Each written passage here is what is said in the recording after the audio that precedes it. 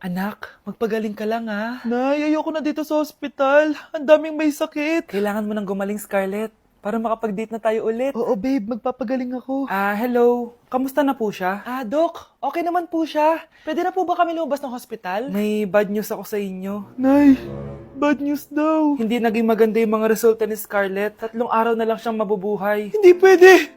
Ayoko! Ha? Mamamatay na ako! Huwag mo sabihin yun, Scarlett. Magpapakasal pa tayo, di ba? Magkakaanak pa tayo, di ba? Hindi ka mamamatay, anak. Gagawan ko ng paraan. Hindi pwede mamatay anak ko. Hindi pwede mamatay anak ko. Tita, una na po muna ako. Gabi na rin po eh. Sige po. Wala na akong choice. Kailangan kong gawin to. Para sa'yo, anak. O anak, kainin mo muna to para gumaling ka na. Sige po, Nay. Sarap. Kain ka lang, anak, ha? Hello. Kamusta siya? Doc, parang lumakas ako ngayon. Talaga, anak? Malakas ka na? May good news ako sa inyo. Naging okay lahat ng results ni Scarlett. Grabe, parang himala. Pwede na kayong lumabas dito sa hospital. Makakalabas na tayo ng hospital, Nay! Oo, anak! Gagawin ko lahat para sa iyo, anak. Sa wakas, nakauwi na din tayo, Nay. Namiss ko tong bahay natin. At dahil dyan, pagluluto kita ng paborito mong ulam, anak, para di ka na magkasakit. Grabe, ang sarap naman neto, Nay. Parang kakaiba yung karne neto, pero ang sarap. Kain ka lang, ha? Teka, Nay. Dumating po ba yung boyfriend ko? Nandito siya, anak. Totoo, Nay? Nasaan siya? Babe! Ayan siya. Kinakain mo.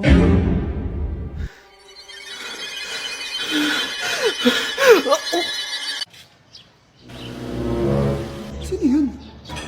Hi, Mare! Uy, kumare! Ikaw pala yan! Hindi kita nakilala. Dito ka pala nakatira, Mare. Akala ko maganda yung subdivision nyo. Ay, oo. Maliit lang bahay namin. Tara, pasok ka. A few moments later. Anak, mag-bless ka sa bisita natin. Mayaman yan. Sige po, Nay. Bless po. Wow, may manners. O, eto. 5,000? Thank you po! Yes! Ang ganda naman ng damit mo, Mare. Para kang may-ari ng isang malaking kumpanya. May-ari naman talaga ako ng malaking kumpanya, Mare. Pero salamat, O, etong para sa'yo. Lalakihin ko na, Kawawa ka naman. 10,000? Ba't ka pala napunta dito, Mare? Naghahanap kasi ako ng jowa ng anak ko. Bibigyan ko ng 1,000,000, brand new car, at house and lot kung sino man ang mapili ng anak ko. Ay, oo, Mar! Saktong-sakto, single tong anak ko. Hello po. Oh, eto na pala siya. Nay! Ano ba yan? Ayoko sa kanya. Sumunod ka na lang, para yumaman na tayo. Ang pogi mo naman. Ako nga pala si Jana. Ako nga pala si... Mag-isip ka ng pambabaeng pangalan. Venice!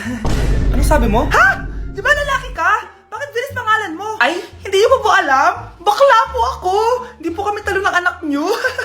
Punyita ka talaga. Ay, hindi pala sila pwede, Mars. Sorry. Sayang, gusto pa naman kita. Jackpot na, naging bato pa. Walang hiya kang bata ka! Yayaman na dapat tayo! Halika dito! Munta ka sa akin! Ay! Ulo mo tayo! Exam na namin bukas. Kailangan ko na mag-review. Ang hirap. Huwag ka na mag-review, te. Kunin mo yung cellphone mo, tapos mag-TikTok ka. Hindi ko gagalawin yung cellphone ko. Naku, sayang lang oras mo kaka-review. Mas sasaya ka pa sa TikTok. Oo na! Magti-TikTok na ako! A few moments later. Anak, pinagluto kita ng favorite mo. Kain ka na.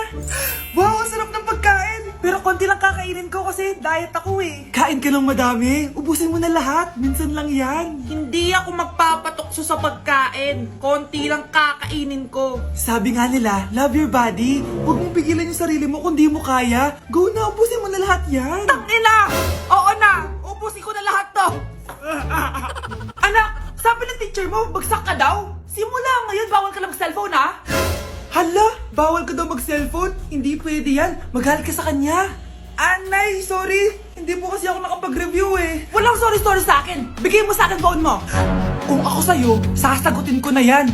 Bigay mo sa akin phone mo. Sagutin mo na. Tama na! Anak, okay ka lang? Mukha ba akong okay, Nay?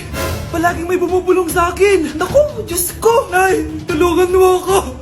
Kaka-TikTok mo yan eh. Tara, dadalhin na kita sa mental hospital. Nay, nakipag-break na po sa akin yung jowa ko. Disturb! Alam mo nang manloloko yung jowa mo, sige ka pa rin na sige. Ikalma mo yung Nagmamahal lang naman po ako, Nay eh. Kung yayaman tayo sa pagmamahal mo, go! Magpakatanga ka! Grabe naman po kayo, Nay. A few moments later. Bakit ba kayo iniwan, Joshua? Joshua! Anak, di ba heartbroken ka? Meron ako binaling CD sa Quiapo. Pakinggan mo, anak, ha? Sige po, Nay. Bibitaw ng mahinahon ako. Taas ang kamay, sabay-sabay tayo. Uy, hinahanap ka ng crush mo. Crush ko? Oo. Wait lang, kinakabahan ako. Tara, tara. Uy, crush, ba't nandito ka? May pinapasabi pala si mama sa'yo. Talaga? Anong pinapasabi niya? Pumunta ka daw sa amin minsan, ipagluluto ka niya. Lo, sige sige, sweet naman ni tita. Tita ka dyan, magiging mama mo rin yun eh. Mag-break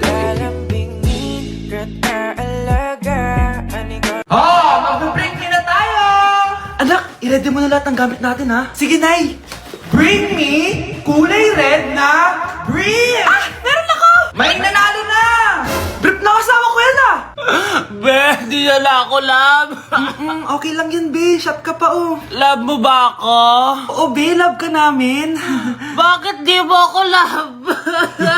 Di mo alam dahil sa'yo ako hindi makakain. Ano ba yan dito? Ang ingay mo naman. Yung lokoin. Tulad mo na may pusong bato. Rosalinda! Mahal kita! Mukhang may handaan doon kina kumari ah. Di man lang ako in-invite. Balik ko nga yung plato niya. Sige, kain lang kayo dyan. Uy, Mars, ito nga pala yung plato mo. Babalik ko na. Aba, salamat naman at binalik mo pa yung plato ko. Last year pa to ah. Ngayon ko lang naalala, sorry. Mukhang masarap yan, Mars ah. Pengin lumpia tsaka spaghetti. Baka gusto mo din ng fruit salad. Nakakaya naman sa'yo, no? Nay, may jowa na ako. Dito ka lang pala siya makikilala. Talaga? Pakilala mo naman sa akin. Eto siya, Nay. Hello po, tita. Magjojowa ka na nga lang. Pinsan mo pa? Hindi pala tayo pwede. Magpinsan pala tayo. Psst, ate. Tignan mo to nabili kong kwintas. Oh, ano meron dyan? Pag sinuot mo to, lahat ng gusto mo, magiging totoo. Sus, scam lang yan. Para bilhin mo. Totoo nga, ate. Tingnan mo. Maging pangit sana ate ko. O, di ba? Wala naman nangyari. Maganda pa rin ako. Tumingin ka sa salamin. Totoo nga. Ibalik mo na ako sa dati. Ibalik mo na sa dati yung ate ko. Asa na nga yan? Gusto ko ng bagong cellphone. Wow, ang galing. Gusto ko na magka-jowa. Tumatawag. Hello? Hi, ako nga pala si Christian, yung jowa mo. Ha, jowa kita. Bakit ang dumi ng bahay? Ano kayo dito mga boss? Maglinis nga kayo, punyeta. Nay, pwede tumahimik ka muna? Pwede bang honey bunch na lang yung tawagan natin? Okay mga anak, pumila kayo. Ibibigay ko rin mga pamasko nyo. Hi, Nay! Aba, unang-una sa pila ang pinakatamad, walang silbi at puro jowa ang kinaatupag. Oh, eto, 20. 20 lang? Hi, Nay! Ang pinakamaganda at pinakamatalino kong anak. Para sa'yo, 100. Thank you, Nay! Hi, Nay. Oh, eto, 20. Puro lang naman papogi at pasikat ginagawa mo. Ang pinakagwapo at pinakamasunurin kong anak. At dahil dyan, meron kang 100. Ayan mga anak, nabigay ko rin mga pamasko nyo. Ano naman yung mga bibigay nyo sa akin? Sino ba naman ako, diba? Na ito po regalo ko sa inyo. Sukli po yan sa 20 na binigay nyo sa akin. Sukli?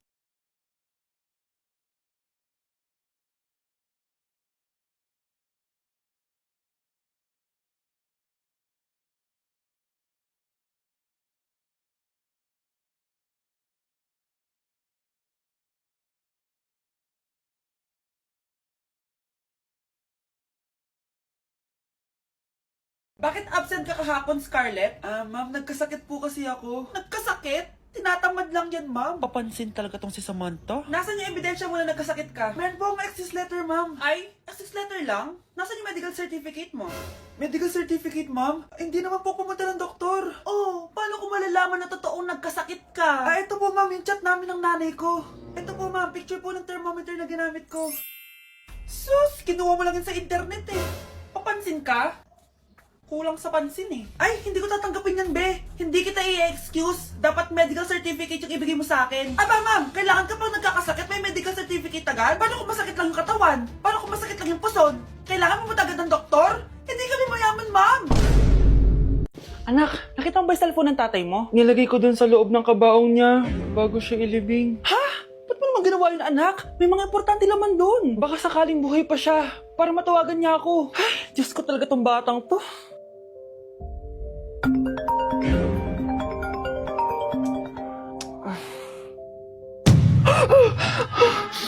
Matawag si tatay. Nay, kailangan natin pumunta sa sementeryo. Tumawag sa akin si tatay. Anak, pwede ba? Wala akong oras makipagbiruan sa'yo. Marami pa ako tatapusin trabaho. Pero Nay, pag di ka pa tumigil, kukunin ko yung cellphone mo. Tay, sumagot ka. Alam kong buhay ka. Sa lahat ng pwede kong makita, ikaw pa talaga. Jessica, tinatawagan ko lang tatay ko. Nababaliw ko na talaga, no? Patay na tatay mo, di ba? Baliw. Hindi, buhay siya. Ito tandaan mo. Kapag hindi ka pa tumigil sa kabaliwan mo, susunod ka na sa tatay mo. Sinabihan akong baliw ni Jessica tapos sinaktan niya ako. Totoo naman, di ba? Nabuhay ka. Anak, nabalitaan mo na ba? Ha? Ang alin, Nay? Patay na si Jessica. Natagpuan siyang walang buhay dyan sa may ilog. Ano? Ay, Diyos ko, kawawang bata. Tay, sumagot ka na please. Ikaw! Ikaw ang pumatay sa anak ko! Ano? Eh, siya nga to ng away sa akin eh. Ikaw ang huli niyang kasama. Tandaan mo to. Isusunod kita sa tatay mo. Tay, hindi ko na alam gagawin ko. Sinisisi ako ng nanay ni Jessica sa pagkamatay ng anak niya. Natatakot ako. Anak, yung nanay ni Jessica. Oh, Bakit, Nay? pinatay daw. Binitin sa may puno. Ano? Nakakatakot na dito sa barangay natin, anak. Sinong pumapatay sa kanila? Nay, may tao. Sino po sila? Magandang araw po. Ako po si Detective Jason. Ako ang may hawak sa investigation case sa pagkamatay ni Cheska at ng kanyang nanay. Bakit kayo nandito? Dahil dito.